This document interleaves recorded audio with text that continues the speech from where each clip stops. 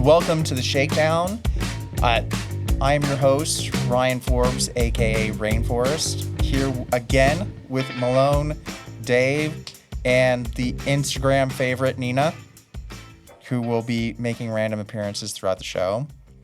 And we just, on this episode, we already kind of started before the show. We are discussing intersectional issues, including racism, that go along with imprisonment and policing. So basically, any issue, whether it's racism or sexism or disabilities, and how those Who has those disabilities, Ryan? People who are. Don't answer that. Okay, I'm not going to answer. No matter what, basically, all of these issues like racism, sexism, and everything, and how they can be made worse by prison or worse by bad policing, and then whether or not we need to focus on the race aspect or the sexism aspect or whatever, or the different aspect, or do we need to focus on something else? And to start off the conversation, I was saying I don't focus on the race aspect. Like when I talk about the criminal justice system and what needs to change, I don't focus on the race, gender, sexism, disabilities. I don't, because the problem isn't there with race, gender, sex, disability, whatever the intersectional issue is. Does prison make it worse? Yes, absolutely. Does policing make it worse? Yes. The problem with the prisons is the idea that we should put people into cages and just leave them there and forget about them. That's the problem. And then the same thing with policing. The problem is that we need to arm people and then send them off to look for problem people, send them off looking for problems. And the problems with like the courts is that you have a DA versus your defendant, and it's one's right, one's wrong, and who do we blame? And it's winner take all, basically. So that's not, what's that? And that's really, and that whole battle in the courtroom really is not even about right or wrong. It's about which lawyer can outwit the other. It's just like a chess game between lawyers. Right. The DA and the prosecuting attorney and the defense attorney. Because they don't give a shit about the people they're defending, and they don't give a shit about the people that are getting prosecuted. To them, it's just a number, it's a statistic. So, it's just crazy. That is the problem. That right there is a great description of the problem. And I feel like displaying the number, like saying that, whatever race is disproportionately affected, or whatever gender or whatever group is disproportionately affected, doesn't help resolve that issue. It doesn't help get us to the next stage. And it also, the other aspect is that it changes the focus actually away from a way to find the solution. So then instead of going, well, as Dave just said, the DA and the lawyers don't care about who they're defending, and they don't care about the individuals involved, and they don't care about the victims. They don't care about the defendant. So they're not going to address that. We're just worried about the race of whoever's involved, and that doesn't lead us to a solution about fixing what happens with the lawyers and how the disputes are resolved, and that we're not looking for right and wrong. We're just looking at it through race, and that doesn't help things either. It just makes things easier. True. Yes. For the masses, because they're going to believe what they're told. By who? What are you talking about? Who's telling who what? I'm just talking about people in general. I mean, so it's like you go out to, white suburbia, and, everybody's there, and you tell them, hey, a crime was just committed. The first thought, I'll say, we'll be generous here. I'll say for half of those people, the first thought is going to be it was a black person, because that's what that's been depicted. It's systemic racism, which is, oh my God, who's that? Anyways, sorry, I just got off on a tangent, but that's just whatever. Well, and I was listening to a podcast today, and they were talking about how this woman, like, she was moving up from Mexico, and her mom was freaking out because all she saw on TV was black men getting handcuffed, and she was terrified because all she saw on the news was crimes and black men getting taken away in handcuffs. And so she's like, you don't go to America. There's so much crime all over the place. Everyone's getting shot. And especially don't go near any black men. And that was her family's depiction. That's like, you can even go so far as like, everybody thinks Mexico is all, cartels, and you're going to get shot and, and sold into white slavery, whatever, by the cartel. But it's really, I've got friends who go to Mexico all the time, and they're like, yeah, well, the element's there. It's no more dangerous than it is here, except over there, you're not going to get prosecuted like you are here. Right. You don't think that makes it more dangerous in Mexico? That people aren't going to get prosecuted for it? I think it's more motive. I don't know. It's just, it's like anywhere else. I'm not going to go into a bad neighborhood here and just go, hey guys, what's going on? Because I'm not stupid. I do. I walked straight through 5th Ward, 3rd Ward. I lived out there in the southwest side. Your dog is more dangerous than those places. Stay back, Nina. Chill. She's going for my hands. He says he doesn't play. He doesn't play with her. I'm not playing with her. I'm trying to keep her. I'm trying to calm her down over here. And I played with her, but I'm not playing with her like that. Look. Am I playing with her right now? She just goes straight for my hand. Look, what do you know is in my? Yeah. What do you know? I had to deal with a pocket beagle today who wanted to bite me, and I had to do every time she even tried to bite. I had to be no, and then take my hand away, and then ignore her. Yep. Instead of doing this. Yeah. What am I doing? I'm petting her dog. Don't pet her. No. Ignore her. Yeah. I can't. She's in my lap. Cross your arms. I can't. I got a dog slobber on. And these are the serious issues, the serious criminal justice issues we tackle here on the Shakedown are dog slobber. And I'm still, even though I feel a little bit better about it after we were earlier about this topic, I still don't really feel like I totally get what you're saying. I'm not convinced by how you put it that we should or should not be speaking about such issues. I can see an argument otherwise. Also, but I do think that people are a bit obsessed with the race issue more so than they are the race aspect of almost any issue than they are with the issue itself. Well, just by not focusing on that, by taking your attention away from that alone will aid in isolating the actual issues that you're trying to fix, as opposed to trying to isolate the nebulous issue of what's going on inside people's heads and their motivations whenever they do whatever they do. Well, to me, the simplest way to put it is this. The race issue has been an issue in this country since before it was founded. The race issue. It's probably been an issue in the world, in this whole entire world since before this nation was founded. Right. And so there's that aspect of it. Now we're dealing, and then on top of it, there's the criminal justice problems, which have their own unique history.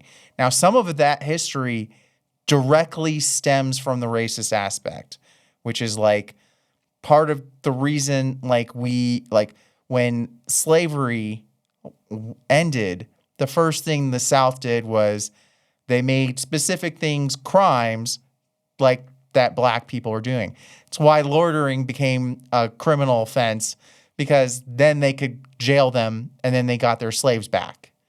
And then they could use them again. That's why, like, slavery did come into play in that, but the way we're using the problems we're having with criminal justice now are now distinct from the race issue.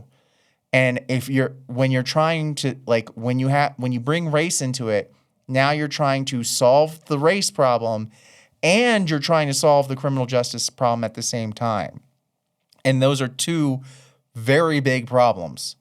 So I say, why not just stick to one giant problem? And honestly, like, even when I talk about it, like, I have to break down, like, criminal justice into segments because there's so many parts of it that, like, you have to keep on going smaller and smaller and smaller. And even when I just say prison has its own unique set of problems before you even get into race. So it's race brings in a new set of problems where it's such a big issue on its own, it needs to be separated out. I'm not saying it's not an issue. That's for sure. It is 100% an issue. It's just, it doesn't help to resolve the overall issue, is my point.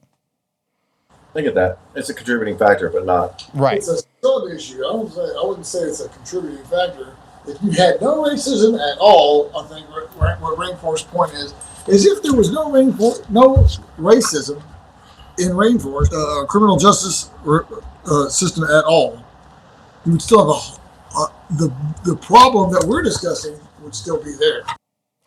Right. It would still be there, and it's like a Venn diagram. Racism has a whole big set of issues, and it intersects with the criminal justice issues. Now, it has problems that have nothing to do with criminal justice too. It has way more problems. And then criminal justice has a whole bunch of problems that have nothing to do with race either. So that's. Did you witness at all did you have any personal experiences while you were there that illustrated racism in prison? That you think needs to be addressed? We talked about it. I mean, we talked about some of the stuff. Well, when Dave and I did an episode where we talked kind of about the kind of how prison kind of makes you, like, you get grouped into your different races, and then you kind of see things as because you're in your race group, you think about, like, when you're sitting and watching the TVs, and then you have and you see, like, the immediate thing I think of is you sit the group that was sitting and watching the TVs at, like, Gurney would be all the blacks would be sitting out in front of the TVs. And then I couldn't hear anything that's going on the TV because they're sitting there yelling at it the entire time. And You are not the father. Yeah, exactly. And I'm like, and then never before had I ever thought until prison, I'm like it's like the thought comes in my head. It's like those, like, why do they have to act like that? And it's not. That's a thought that I don't think would have ever crossed my mind until prison, and until that crazy situation. But it's also because of the way we were housed, and the way that they housed everything too. Well, I mean, prison, they used to separate you by color too. Right. When did they do that? The very first time I was in prison, like, you had, like, if you were in a 2-man cell, you were with. If you were white, you were with white. If you were black, you were with black. You're talking about in the diagnostic phase of prison? Diagnostics, yeah, definitely. Is that the only? Or you're saying that whenever you hit your unit, they actually segregated you? They did it at Clemens unit too. Like, not in the dorms, obviously, but they did in the cell blocks. I have never in 30 years experienced that, except for whenever you first get there and they started going through the diagnostic process, and they don't know if you're going to be some kind of have some kind of race issue. They can't put, even in that, even in the diagnostic phase, they actually put me in a cell. They actually desegregated my housing, and I was in a cell with a black guy. They actually had me down as being black on the paperwork. That's why you were in cell with a black guy. I know it. No, I don't think in my entire time that I was in a cell with a Caucasian, so I don't know. Yeah, that's what I'm saying. I've so rarely experienced it. It seems to me they made a point of doing the absolute opposite. But at that, I feel like that was later. Like, I feel like earlier on, they used to do it, and then I feel like something happened, and then they changed it up. But I could be wrong. They used to, but yeah, exactly. I don't know why they stopped doing it, but they did. Well, actually, I will tell you one thing that caused a lot of problems was like the officers from Africa, which I always found this really interesting. The officers from Africa really hated African American inmates. Like they used to hear it all the time from them. But it's like they don't like American black people.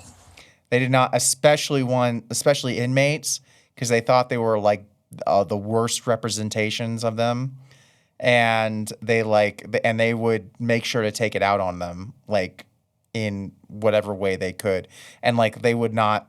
Is that an act of racism? Is that what you're saying? Yeah, I mean there was a lot of times where people would listen to me. Yeah, over. Not that act of racism. It is. We just said, of course, it is an act of racism. Yeah, it is. How it is. I mean, you're talking about the same race. It's not racism. Okay, so I guess it is. It's just like saying like people like just like Mexican people don't like people from El Salvador or from from different South American countries. It's the same thing. It's just like the Africans don't like the American blacks. I think you hear them all the time. They say, oh, they're lazy. They have all these generalizations of what they think. And so yeah, that's. I don't see that as racism. I see that as the same thing as how I used to feel about all this Aryan Brotherhood stuff. I remember you even asked me when y'all asked me whenever I was in prison with Rainforest one time. He sat at the table and asked me, "How come you never fell in with those guys?" And I explained to him, I don't even look at them. I explained to I told Rainforest, I find those people extremely distasteful. I think that they're just disgusting people all the way around. I can get into all their specific behaviors and all that, but that's not really the point. The point is that I see them the exact same way those Africans see these other guys. So that's kind of racist. It's not racist. I don't hate them because of their race. I hate them because of their particular behavior of this gang. But it has nothing to do with their race. But Malone, but it does. It does. But the thing, at the end of the day, what happens is the end result, regardless of intention, is that if you dislike the guys that are in the Aryan Brotherhood, I'm a racist? No, that doesn't make any sense. No, that's not what I'm saying. That's not at all. What I'm saying is that officers and I'm sure staff treated the black inmates differently than they did me, and you can, whether it was intentionally, unintentionally, whether it was because they were whether they came from Africa and they didn't like the way that African Americans acted. The reason. Just cross your arms. Don't look at her. Cross your arms. Just cross your arms. And oh God, I got dogs. And please, everyone listening at home or watching at home, I would love to hear your comments on whether or not Malone is playing with the dog. He is. you please, yes or no, because Malone's not going to listen to us. So we need your people at home. I'm just trying to get the dog out of my way so I can watch, so I can pay attention to what's going on. I've been watching for half an hour now. I've been watching for a lot longer, and I've seen a lot worse with these two. Trust me. So anyway, this is playing with the dog. But she anyway, she brought this over here for me to play with her with. But no, seriously. Okay, well, so take your point, right? You said, okay, so if you rolled up on a new dorm and you walked in there and say it was a worker dorm. So everybody's at work except for there's like 4 people in there, right? 2 black guys, and then some white dude that's all tatted up with lightning bolts all over the place, and then Ryan. Yeah. What about it? If I saw that, what? Who are you going to talk to first? I Well, know, you're going to I automatically know that assume. no. You just said you don't like the people, No. all those the white You know how supremacist many guys people- because of what they represent.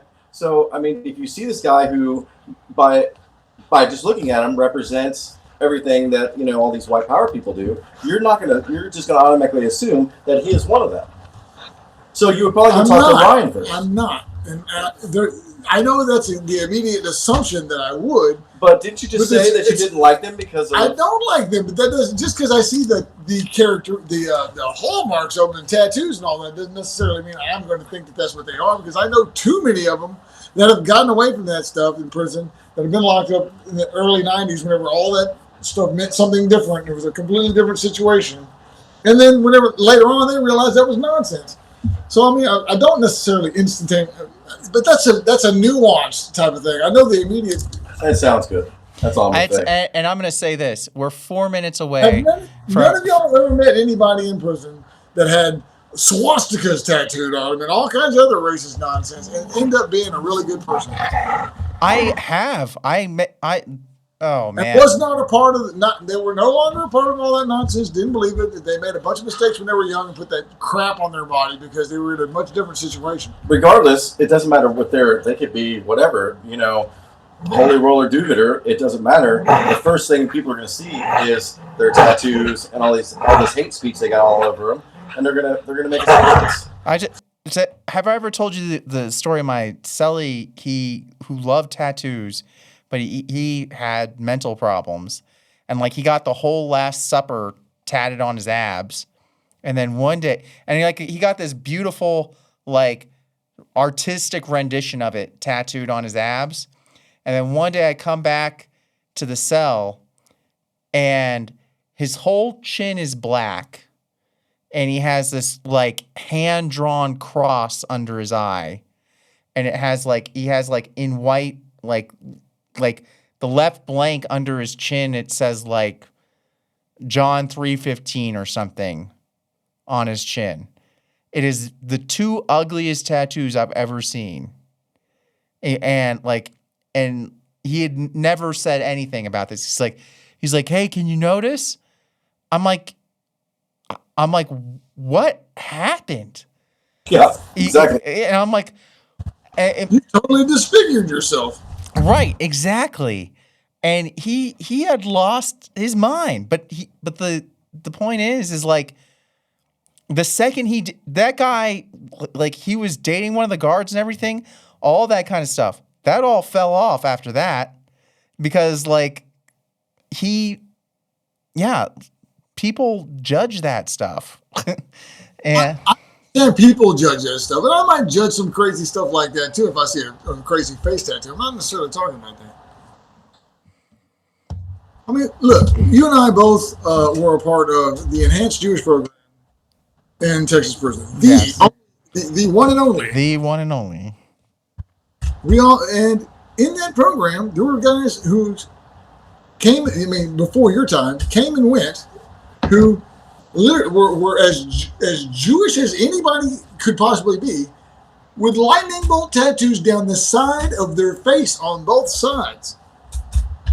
Horrible life choices, people. Horrible life choices. Yeah. Right. The moral of the story is don't get tattoos on your face. Yeah. Don't ever. You do.